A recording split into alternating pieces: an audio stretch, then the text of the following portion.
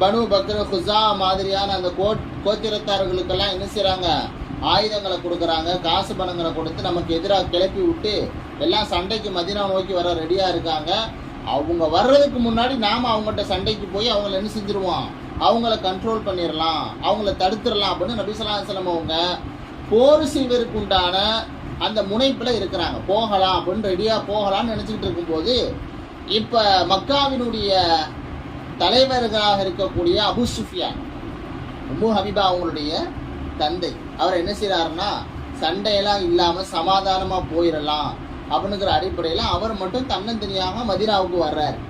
வந்தவர் என்ன செய்கிறாரு, நேராக வந்து மஸ்ஜித் நபவிக்கு வந்து உமர் ரலியல்லாஹு, அபூபக்கர் ரலியல்லாஹு, அலி ரலியல்லாஹு போன்ற, உஸ்மான் ரலியல்லாஹு போன்ற சஹாபாக்கள் எல்லாம் பார்த்து என்ன செய்கிறாரு, சமாதானம் பற்றி பேசுகிறார்.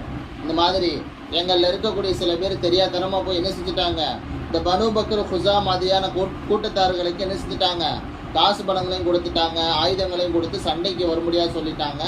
ஆனால் சண்டை நடக்க வாய்ப்பு இல்லை, நான் எல்லாரையும் நிப்பாட்டி வச்சுட்டேன், நீங்களும் எங்கள் கூட சண்டைக்கு வந்துட வேண்டாம், மக்காவை நோக்கி நீங்கள் போர் முனைப்பில், நீங்கள் மக்காவை நோக்கி நீங்கள் போருடைய எண்ணத்தில் நீங்கள் வர வேண்டாம், சண்டை நமக்குள்ளே வேண்டாம், சமாதானமாக போயிடலாம் அப்படிங்கிற எண்ணத்தில் வர்றாங்க.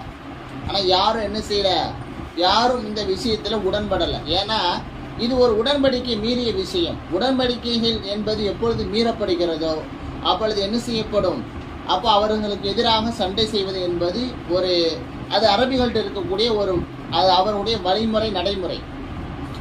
உடன்படிக்கை மீறக்கூடிய சந்தர்ப்பத்தில் அவங்க போர் செய்வது அவருடைய நடைமுறையாக இருந்தது. எல்லா சஹாபாக்களும் அதே மாதிரியான ஒரு தாட்ஸில், அதே மாதிரி எண்ணத்தில் இருக்கிறாங்க. மக்காவுக்கு போகிறோம், நம்ம எல்லாரையும் சண்டை செய்கிறோம், எல்லாரையும் நம்ம கண்ட்ரோலில் பண்ணணும், ஏன்னா அவங்க நமக்கு எதிராக சூழ்ச்சி செய்கிறாங்க, கலவரம் செய்ய முனைப்பில் இருக்கிறாங்க, நம்ம அவங்களெல்லாம் நிப்பாட்டணும் அப்படிங்கிற நபியினுடைய அந்த கருத்துக்கு எல்லா சஹாபாக்களும் அந்த முனைப்பில் இருந்தாங்க. இப்போ சஹாபாக்கிட்ட பேசுகிறாங்க, யாரும் சாதகமாக பேசலை. அப்போ மகளை போய் பார்த்து, மகளுடைய கணவர் தான் நபி ஸல்லல்லாஹு அலைஹி வஸல்லம் அவங்க தலைவர். அப்போ தலைவரை நிப்பாட்டுறதுக்கு மகளின் மூலமாக உள்ளே போகிறாங்க, மகளை போய் பார்க்க போகிறாங்க.